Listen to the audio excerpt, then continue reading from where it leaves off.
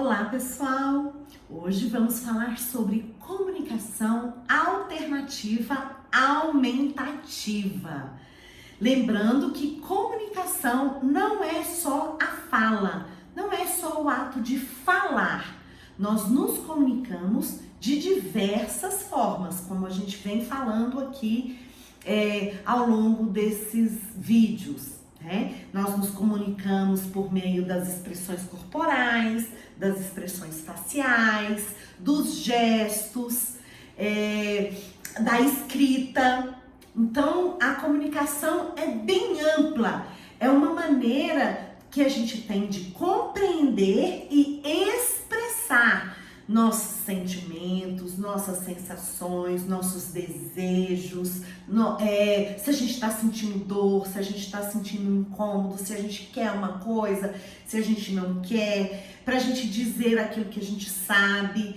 Como eu falei, não é só por meio da fala, a gente pode se expressar de várias formas. Então, a comunicação é uma via de mão dupla. Eu preciso compreender o que é dito, né? Eu não só escuto, eu compreendo. Eu escuto, processo, vejo, processo. Então, eu tenho que compreender ali a situação, o que é falado, processar isso, né? Compreender isso e me expressar.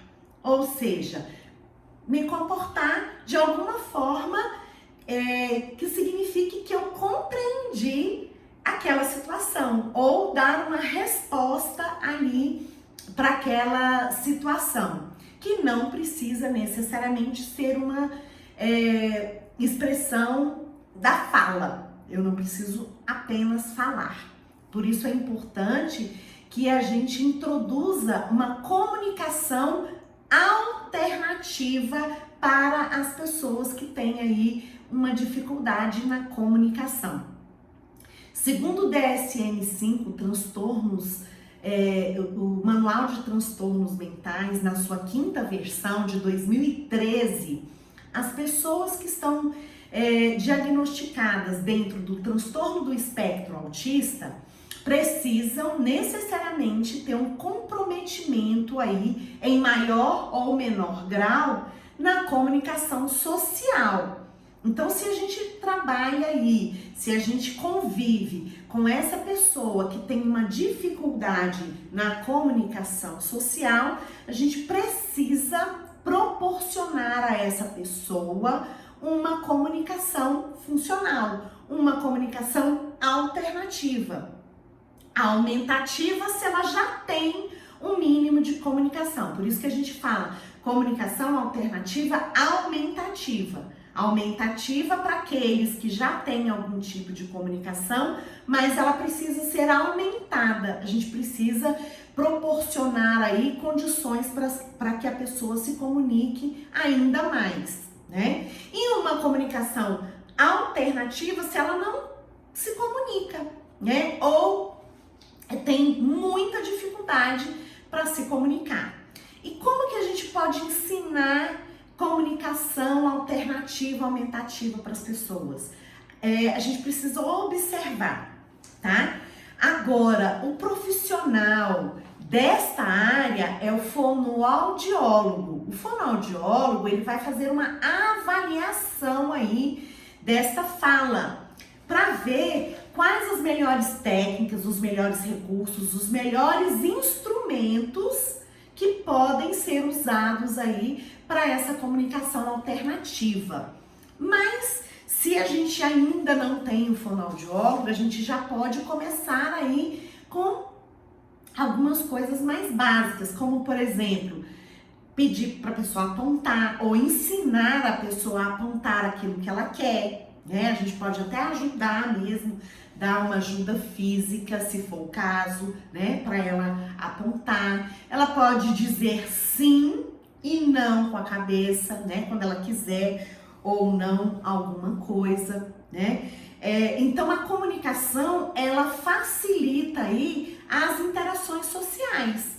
Muitas vezes, algumas pessoas se comportam vamos dizer, de uma maneira um pouco intempestiva. Por quê? Porque elas não conseguem se expressar verbalmente, oralmente, né? E aí, muitas vezes, você oferece uma situação, um objeto, e ela não quer.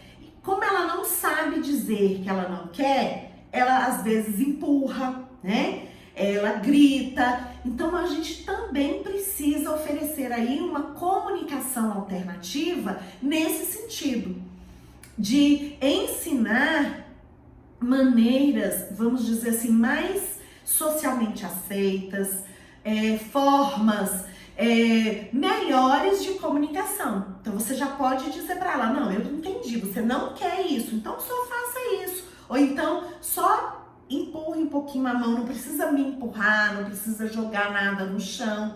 Então assim, orientar a pessoa, ou seja, oportunizar, ensinar outras formas de comunicação. Lembrando que muitas vezes essa forma inadequada, esses movimentos intempestivos, agressivos, não fazem parte do diagnóstico aí de pessoas com transtorno do espectro autista, não é fator diagnóstico, tá? Isso não está associado ao TEA, tá? Muitas vezes a literatura até mostra essa dificuldade na comunicação que provoca esse tipo de comportamento, tá? E, como eu já falei, nós temos várias formas de nos comunicar. Então, a gente precisa verificar aí quem é a pessoa que a gente está trabalhando, o perfil dessa pessoa. A gente pode usar a tecnologia para isso. Hoje a gente tem aí muitos softwares para comunicação alternativa, só que a gente precisa ver aí as habilidades, a compreensão que essa pessoa tem, né? A gente pode usar também recursos de baixa tecnologia, como por exemplo fotografias, imagens, pictogramas, placas, né? A gente pode apresentar para a pessoa para que ela compreenda, ou ela pode apresentar para a gente, para que a gente entenda o que ela está falando, né? Então vai depender aí do perfil da pessoa que a gente está trabalhando, que a gente convive, que a gente quer aumentar aí essa comunicação, tá? Em caso de necessidade, procure aí um fonoaudiólogo que ele vai poder avaliar e orientar também. Ele vai poder avaliar aí o que essa pessoa tem, né? Os seus níveis de entendimento, as suas limitações, a sua idade, que a gente precisa oferecer uma comunicação alternativa de acordo com a idade também da pessoa, sempre levando em consideração o que é funcional, o que vai ser útil para ela, né? O que ensinar primeiro, coisas que essa pessoa goste, coisas que ela necessite nesse momento, né? Para que a comunicação seja cada vez mais funcional, né? Outra coisa que eu gostaria de falar é a respeito do PECS.